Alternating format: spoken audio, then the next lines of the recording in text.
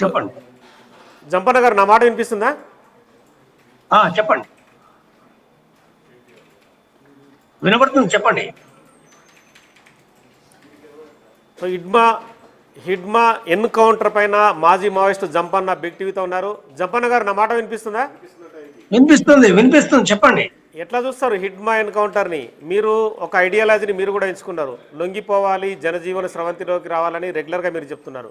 ఇప్పుడు హిడ్మా ఎన్కౌంటర్ అయ్యిండు, కేంద్ర కమిటీ సభ్యుడిగా ఉన్నాడు. మావోయిస్ట్ పార్టీ హిడ్మా ఎన్కౌంటర్తో పూర్తిగా క్లోజ్ అయిందన్న వాదనని ఏకీభవిస్తారా? ఇడుమ ఒక ఆదివాసీ నాయకుడు. అవును, మరియా తెగకు చెందిన నాయకుడు.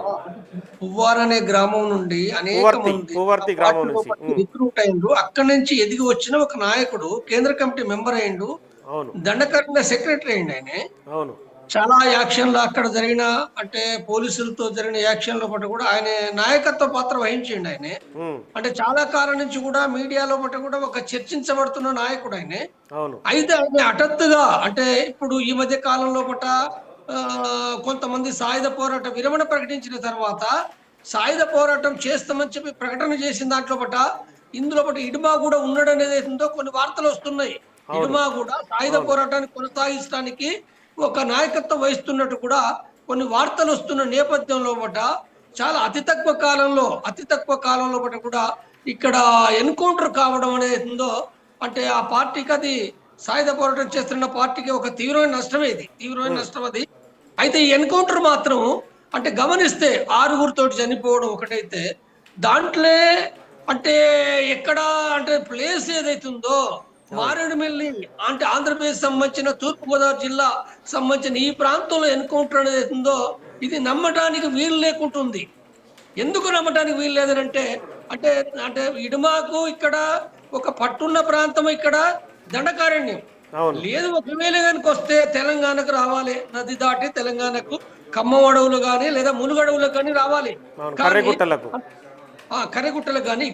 ఇక్కడ లేకుండా మారేడుమిల్లి ప్రాంతం అనేది అవుతుందో, అసలు ఏఓబి ప్రాంతంలో కూడా చాలా కాలం క్రితం అది వదిలివేయబడిన ప్రాంతం అది.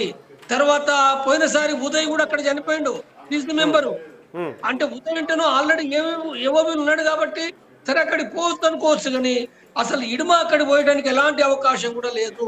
తనతోటి ఉండే వాళ్ళు కూడా ఇప్పుడు, అంటే ఆ ఏరియా పట్టున్న వాళ్ళు, తెలిసిన వాళ్ళు ఎవరు కూడా లేరు. కాబట్టి అక్కడికి పోవడం అనేది అసలు జరగని పని అది. కాబట్టి చూసినప్పుడు ఏంటంటే ఇది సంథింగ్ ఏంటంటే కొంత అనారోగ్య సమస్యలు ఉన్నాయనేది నేను గతం నుంచి కూడా విన్నా. కాబట్టి ఏమైనా ఈ పరిస్థితిలో బట్టి అనారోగ్య కారణరీత్యా బయటికి పోవడానికి డిసైడ్ అయిందా, లేకపోతే ఆ పార్టీ కూడా వాళ్ళు నిర్ణయించిన దాని ప్రకారంగా కొంతకాలము వేరు ప్రాంతాల్లో సెటిల్ కావాలని వాళ్ళు నిర్ణయించుకున్నారు. కాబట్టి అందులో భాగంగా, ప్రయాణంలో భాగంగా వీళ్ళు ఏమన్నా దొరికితే అట్లేమన్నా అంటే బూటకంగా ఎన్కౌంటర్ అని గురి కాబట్టి ఉండాలి తప్ప వేరే అవకాశం లేదు అది. కాబట్టి ఏదైనా చనిపోయినది క్లియర్, ఫోటో కనబడుతుంది కాబట్టి క్లియర్ గా చంపబడ్డాడు. అంటే ఈ మధ్య కాలంలో చాలా మంది మావోయిస్టులు లొంగుబాటుకి ముందుకు వస్తుంటే, మొన్న జరిగిన ఊర్మిళతో పాటు ఒక 5 మంది ఎన్కౌంటర్ అయ్యారు. ఇప్పుడు హిడ్మా భార్య రాజక్క ప్లస్ 4 మెంబర్స్. అంటే మధ్యవర్తులు మోసం చేస్తున్నారు, మధ్యవర్తులు మోసం చేయడం వల్ల డిఆర్జీ బలగాలు ఎన్కౌంటర్ చేస్తున్నారన్న ఆరోపణ ఉంది. కావచ్చు, అది ఏదైనా ఇప్పుడు డబ్బులకు ఆశపడి చేసే అవకాశాలు ఉన్నాయి పోలీసులు. అంటే ఏ రకంగా జరుగుతుందన్నది అది పూర్తిగా మనకు క్లారిటీ లేదు. కొన్ని అది నిజంగా, అంటే మొన్న ఉరిమిల చనిపోయింది కూడా నిజమైన ఎన్కౌంటరా లేకపోతే డిఆర్జీ వాళ్ళు మోసం చేసిర్రా తెలియదు అది. రెండోది ఇప్పుడు ఇక్కడ కూడా ఏంటంటే ఒక అవకాశము, అంటే గమనించాలి ఈ అవకాశం కూడా ఏ రకంగా జరిగింది అనేది ఉందో. మరి ఇంకా మనం కొంత టైం తీసుకుంటే కొన్ని స్పష్టమవుతుంది. ఏదైనా పట్టుకొని చంపినది మాత్రం చాలా క్లియర్ ఇది. ఓకే, అంటే ఒక మాజీ మావోయిస్ట్ నేతగా ఖండించదగ్గ విషయమే అంటారా? మావోయిస్ట్ పార్టీ ప్రస్థానం, భవిష్యత్తు ఏంటనేది ఏం చెప్పదలుచుకున్నారు? ప్రస్థానం అయితే నేను చాలా కాలం చెప్తున్నా, నేను 7 సంవత్సరాలు చెప్తున్నా, ఇది సాధ్యం కాదు, దీని విధానం మార్చుకోవాలని నేను 7 ఏళ్ల కింద డాక్యుమెంట్ రాసి చెప్పిన. ఈ మధ్య కాలంలో అయితే 1 ఇయర్ నుంచి కూడా నేను చెప్తున్నది ఏంటంటే, మీరు అంటే శాంతి చర్చలు జరగవచ్చుండే. వాస్తవంగా కేంద్ర ప్రభుత్వం శాంతి చర్చలు చేయాలని చెప్పి ఎంత అంటే విజ్ఞప్తులు చేసినా, ఎన్ని రకాల ఫోర్స్ చేసినప్పటికీ కూడా కేంద్ర ప్రభుత్వం చేయకుండా ఎన్కౌంటర్ చేసింది. ఈ నేపథ్యంలో ఒక తప్పనిసరి పరిస్థితిలో ఏంటంటే వాళ్ళు సోను ఆశను వాళ్ళు సాయుధ పోరాట విరమణ చేసిండ్రు. సాయుధ పోరాట విరమణ చేసిన నేపథ్యంలో వీళ్ళు సాయుధ పోరాట కంటిన్యూ చేస్తామని ప్రకటించడం అనేది ఉందో అంటే సమాజం నుంచి కూడా చాలా ఒత్తిడి పెరుగుతుంది వాళ్ళ పైన. లేదు మీరు విరమించండి, ఇది సరైనది కాదు. ఫస్ట్ అయితే మాత్రం మీరు రక్షించబడండి. ఆ తర్వాత బయట సాధారణ జీవితంలో మీరు ఏదైనా చేయొచ్చు అనే విషయాలు వాళ్ళు చెప్పినప్పటికి కూడా ఏంటంటే వాళ్ళు ఏమీ వినిపించుకోలేదు అది. అయితే మరి ఏం జరిగింది? ఇప్పుడు ఇదే గనుక అంటే ఇప్పుడు మీరంటున్న డీఆర్‌జీ వాళ్ళే పట్టుకొని చంపినారంటే మాత్రం ఇది చాలా మోసపూరితమైనది. ఒక వంక అంటే సరెండర్ కమ్మంటారు, తర్వాత సాయుధ పోరాట విరమణ చేయమంటారు, తర్వాత పట్టుకొని చంపడం అనేదుందో చాలా మోసపూరితమైనది. అంటే ఈ రకమైన మోసం చేయడం, ప్రభుత్వాలు చేయడం అనేదుందో అసలు ఏమాత్రం కూడా రాజ్యం పైన, ప్రభుత్వాల పైన తీవ్రమైన వ్యతిరేకత పెరుగుతుంది. తర్వాత ఇడుమ లాంటి ఒక ఆదివాసి నాయకుడైనే ఆదివాసి నాయకుడు అసలు వాస్తవంగా ఛత్తీస్‌గఢ్ మాత్రమే కాదు, దేశవ్యాప్తంగా ఆదివాసీ ప్రజలకు ఒక నాయకుడుగా ఈ మధ్య కాలంలో ఒక ప్రచారణకు వచ్చిన నాయకుడిని ఈ రకంగా చంపడం అనేది ఎంతో దుర్మార్గమైన విషయం. ఓకే అండి, థ్యాంక్ యూ జంపన్న గారు. మొత్తానికైతే హిడ్మా ఎన్కౌంటర్ని రకరకాల కోణాల్లో చూస్తున్నారు. హిడ్మాని తీసుకొచ్చే కాల్చి చంపారని చెప్పి మాజీ మావోయిస్టులు కూడా ఆరోపిస్తున్నారు. కానీ మడవి హిడ్మా అలియాస్ సంతోష్ అలియాస్ విలాస్ హిడ్మాల్ అనే 51 సంవత్సరాల హిడ్మా మామూలు కేంద్ర కమిటీ సభ్యుడు కాదు, ఆపరేషన్ చేయడంలో దిట్ట, ఆరుతేరిన ఇండియన్ చెగువీరా అని చెప్పి కూడా పొగుడుతుంటారు. భద్రతా దళాలని ముప్పు తిప్పలు పెట్టి ఖతర్నాక్ కామ్రేడ్ అని చెప్పి కూడా తన పైన నేమ్స్ ఉన్నాయి. వ్యూహ దాడుల్లో కూడా దండకారణ్యంలో ముందుండి నడిపించే నాయకుడు ఈరోజు లేకపోవడం అనేది కూడా చాలామంది మాజీ మావోయిస్టులని దిగ్భ్రాంతికి గురిచేస్తుంది. పీపుల్స్ లిబరేషన్ గెరిల్లా ఆర్మీని నలపడంలో కూడా స్పెషల్ టీంని తనతో పాటు తీసుకెళ్లడంలో కూడా సిద్ధహస్తుడు. మనం చూస్తున్నాం, బిగ్ టీవీ స్క్రీన్ పైన చూస్తున్నాం 3 డెడ్ బాడీస్, అంటే మొత్తం 6 మరణించారని చెప్తున్నారు ఎన్కౌంటర్లో. బట్ 3 డెడ్ బాడీస్ మాత్రం కనిపిస్తున్నాయి. దాంట్లో 2 మహిళలు, ఒక జెంట్ డెడ్ బాడీ. అతనేనా హిడ్మా డెడ్ బాడీ అనేది ఒకసారి?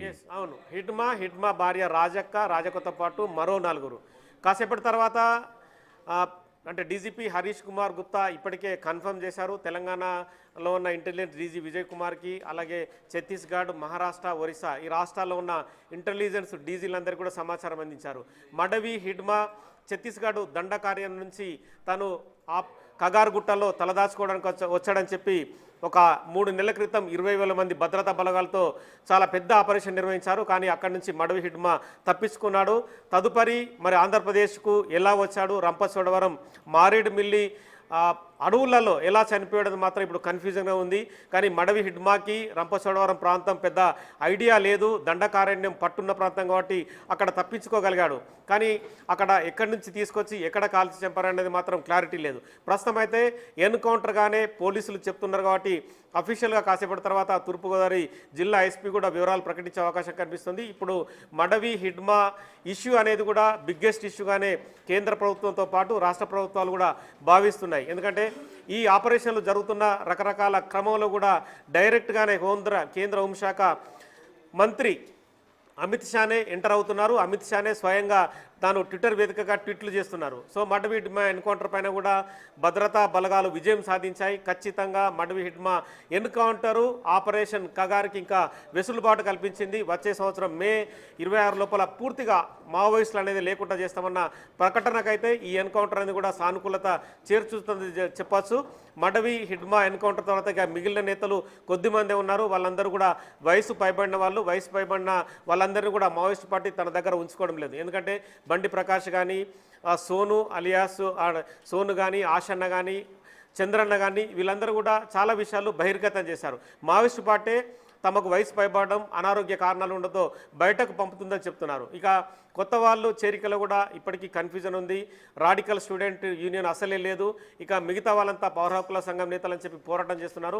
మరి మావోయిస్టు పార్టీ మనుగడ ఎంతవరకు ఉంటుంది, హిడ్మా ఎన్కౌంటర్ తర్వాత ప్రస్థానం ఏంది, మరి తదుపరి కేంద్ర కమిటీ నుంచి కానీ రాష్ట్ర కమిటీ నుంచి కూడా ఎలాంటి ప్రకటనలు జారీ చేస్తారని కూడా చూడాల్సిన అవసరం ఉంది.